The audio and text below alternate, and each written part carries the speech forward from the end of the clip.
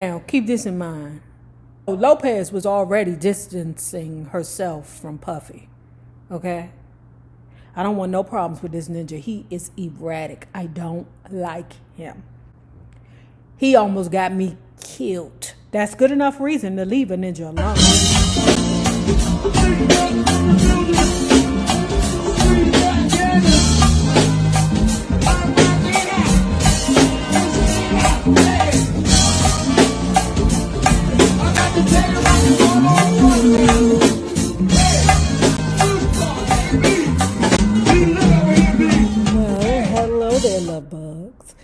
Hello there, Bellas. If you have not already done so, please remember to like, share, subscribe, and visit uptopbeauty.com.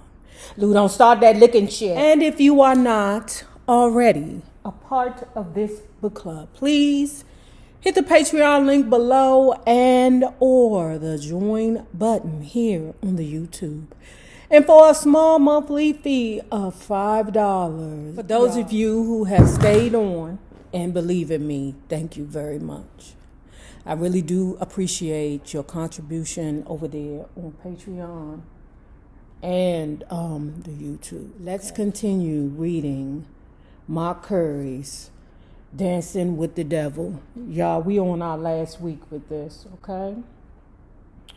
I got a surprise for y'all for our next book. Stop, Lou. Lay your crazy ass down. Now the man who financed Puff's record label was about to be stripped of his own label due to Puff's erratic behavior and criminal activity. Days after the Club New York incident, BMG decided that Puff had become too much of a liability. Since Clive Davis had already been admonished after the Stout incident, BMG wasted no time putting plans in motion to fire him. BMG officially, quietly offered Davis's job to L.A. Reid and purchased Atlanta-based LaFace Records for $100 million in exchange for Reid accepting the job. Once Reid accepted, Davis was given his walking papers. See? Going to them parties. That's what happened when you do nasty shiz in front of snakes with thick thighs and childburn hips. You lose your life. Clive Davis lost his legacy fucking around with Puff. Reid was the person who brought Puff to Davis for seed money after Harrell fired Puff over the trampling deaths. Davis not only gave him the money, but also gave him the studio that became Daddy's house. Reid had remained close to Puff ever since then and was in fact a partner in Justin's, the Atlanta restaurant named for Puff's son. Reid was Justin's godfather. In June 2000, while awaiting trial, Puff flew to the island of Capri in Italy to attend Reid's marriage to schoolteacher Erica Houghton. Child, Puff around there showing his ass. Now, keep this in mind. Lopez was already distancing herself from Puffy, okay? I don't want no problems with this ninja. He is erratic. I don't like him. He almost got me killed. That's good enough reason to leave a ninja alone. So now that J-Lo is moving back from Puff, he looking at Kim Porter. Kim Porter has moved on. How dare this bitch move on? How dare she? Don't you know she's supposed to wait for me? Wait for me, girl. You know I'm only going to be over here for a little while. I'll come back to you. And their relationship proved that. Kim Porter quietly moving on with her life, and Puff Daddy publicly making her look foolish. Once he finally accepted that Lopez was gone, he immediately began courting Kim Porter once more. The only problem was that Kim had put their relationship in the past. She was seeing Shakir Stewart, head of Atlanta-based Hitco Music Publishing. Reid had just made Shakir a consultant to LaFace. Puff ran into Kim on the island. Somehow he found out about a phone message from Shakir to Kim. How are my babies doing? Shakir asked her. When Puff realized that Kim was doing fine without him, he was ready to kill. After summoning, you know them Scorpios got a problem with their anger. Them in Aries, they can't control themselves, girl. Child, when Puff found out, he went over there to that dude Shakir's room with his people, because you know he can't do shit by himself. But like I said, the worst killers, they move alone, because you don't need no witnesses, because you might have to kill the witnesses too. Okay, just in case. Puffy went over there to that dude Shakir's room and threatened his life. Shakir, he all shaky Shakir. All right, he like, well, first of all, me and Kim are just friends. Child, you should have told Puffy to kiss your ass and maced all of them. And said, I was just playing, you know, my kids. I mean, some people do be like my BFF's kids is my children. I'll be like, where my kids at? But Puffy didn't like it. No, don't call my kids your kids. Those is my kids. Puff called him a liar, then picked up a chair and clobbered Shaky Shakir with it. As Shakir crumpled on the floor, Puff ran away from the hotel with his guards and returned to his hotel. Reed was furious when he discovered how Puff had attacked Shakir, and at his wedding, no less. He knew that Puff was under a lot of pressure. What? Child, hold on. He knew that Puff was under a lot of pressure from the pending trial, but nothing justified his attack. Reed finally understood why Benny Medina had concluded that Puff was out of control. Needless to say, he got Kim back. That's right, Lou. And put twins in. Once the ordeal was over, Puff forgot about all those promises he made about becoming a better man. He forgot about that promise that he and Johnny Cochran made to try to help out Shine. It didn't matter to Shine, though, because he had already denounced Puff as a Judas. He asked to be released from his contract with Bad Boy and was quickly offered a new multi-million-dollar deal with Def Jam. Faith Evans and her husband, Todd, were living in Atlanta at that time. I was out and about one day when I ran into Todd. He asked me whether I planned to go to Miami to work with Puff on his new album. Faith is going to be there working on hers. He said, they're going to call it Faithfully. Within days of the encounter, I started getting calls from friends and associates asking me the same question. It turned out that Puff had flown to Miami shortly after being acquitted and was working on a new album which he planned to call The Saga Continues. When I heard that, all I could say was, ain't that a The reason was very obvious why I didn't know about it. I had warned Puff many times to take care of Shine the way he promised his family that he would. Having me around him would have forced Puff to face some ugly truths about his mistreatment of Shine. So I supposed he was ready to forget about me the same way that he had forgotten about Shine. Now he's down there in Miami. Okay, he had a slight misstep, but like I said, I'm not here to read you the whole goddamn book. That's not what my job is. I am basically a recapper and reviewer. I'm not here to read you the book. My name ain't fucking Audible. Mind you, I had no idea where Puff and the gang were staying in Miami. When I arrived at the airport, this guy known as Kenji picked me up. Since I was told that he was a fan, I thought he would be a kid, but he was older than me. I didn't know where to go, but I knew where Puff liked to hang out in Miami, so I suggested going by South Beach. As soon as we got on the strip in South Beach, I noticed Puff driving down the street in his Bentley.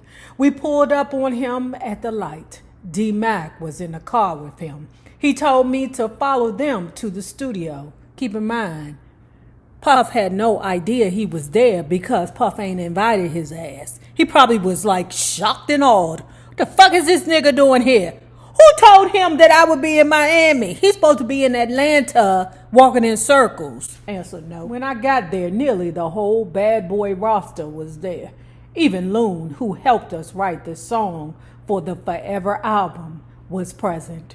From the way he was acting, I knew that Puff was planning to make Loon his next big artist. Puff went into the studio for a few minutes while I waited in the hall. After he came out, I asked him point blank why he hadn't invited me to Miami. Honestly, Mark, you just ain't got it no more, he said as he avoided looking into my eyes. The only reason you're still part of the label is because my man Harvey still believes in you. See the mental games he playing? That alone will get you murked. So one time I was dating this Scorpio guy. Oh, he had me.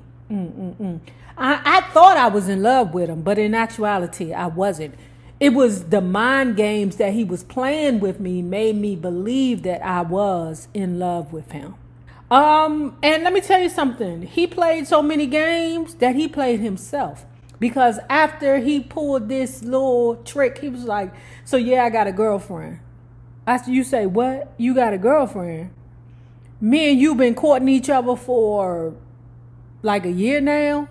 And you just tell me that you got a girlfriend? Okay. But it was just how he just put it out there in the universe. He looked me in my face and was like, yeah, I got a girlfriend. But to me, it more so, he wasn't telling me to inform me. He was more so telling me to get a reaction. And let me tell you something. He posted a picture of him and his girl on his Facebook. Less than 30 days later, he took the picture down. He been chasing me ever since. You hear me? Harvey and I both looked at each other and laughed. We laughed because we both knew that Puff didn't know what he was talking about. At home and at Bad Boy, everyone knew that I was the one who first taught Puff how to rap. They knew that I had written in part or in whole many of his biggest hits. After he realized how ridiculous he sounded, he made me an offer. He said, I have a track you can work on. All right? He said, if it don't sound like a hit, there's nothing else I can do for you. And you need to go home because I'm on a tight budget. Over the next couple of days, I noticed that Loon was by Puff's side every time I saw either of them. Clearly, he was being groomed as Shine's replacement, the new sensation readying for launch out of Bad Boy's canon. You know what's funny? I think I seen a video with Loon in it, and he said he made sure that things were in place for him. When I first arrived at the studio to begin work, most people were happy to see me, but a few people were upset that I was there. The happy ones were the ones who felt like I brought good luck to Puff's albums. And the unhappy ones were the ones who knew that another person would now be getting a part of their publishing. The song was titled Bad Boy for Life. Not everyone was happy about my productivity, of course. I was there for only 3 weeks, but I produced more material for the album than anyone else. Puff did almost no writing for the album because he was in the middle of luring in New Edition to Bad Boy. Ooh. I was like, damn, New Edition? And Johnny Gill said that they still ain't make no money. Now, he goes on to talk about the video, okay? I think he a little in his feelings about it, you know. But when you dealing with somebody like Puffy, in your mind, everything is always a match of wits or one-upping someone. So this is what he felt about the video. When y'all get a chance, look at the Bad Boy for Life video. It's cameos all over the place. So, in the video, there were many cameos, okay? I think I seen Ice Cube, Snoop Dogg, Shaq, Mike Tyson, Ben Stiller, okay? Ben Stiller and Puffy had an interaction. I think he said lasted about 2 to 3 minutes, maybe 6 minutes. I don't know. All I know was in that particular part, when I recently looked at it, I was like, my God, Puffy is such a bammer. Mark said that Puffy strategically placed his verse after the Ben Stiller part, where people would automatically assume that the video would be over because, you know, they would think that the Ben Stiller part would be the end. You know, he strategically only put the camera on Black Rob and Mark for a couple of, like, you know, for a small amount of time so that they couldn't get shine. Okay? That's what he felt in his heart. He might be right. I don't know. Or, you know, Puffy could have him so paranoid that he's starting to believe things. While some reviewers didn't think much of the album, Black Rob and I were usually singled out for praise. I tried to convince Puff that my album could turn things around for Bad Boy in the same way as debut albums by Mace and Black Rob had. Sensing that I was fed up with his stalling, Puff promised to make arrangements for me to get into the studio to record an album. He said that I would have to wait a few months, though, because BMG might sever its ties to Bad Boy. I took him at his word, since there had been rumblings for weeks that BMG was looking for any way it could find to drop Puff. None of his albums had sold as well as the first one. He had too many unhappy artists leaving the label, and he was beginning to release songs that Biggie had recorded but hated or left unfinished. I rejoined the tour after Dad's funeral. My mother took my father's death pretty hard, even though they had been apart for years. I had failed to get my album released in time to celebrate the event with my father, so I was more determined than ever to make sure that Mom lived to see the day. That didn't happen, but I moved forward. More and more positive reviews from entertainment reporters came my way as the tour continued. In contrast, Puff received an increasing number of negative ones. Yeah, because they hate him.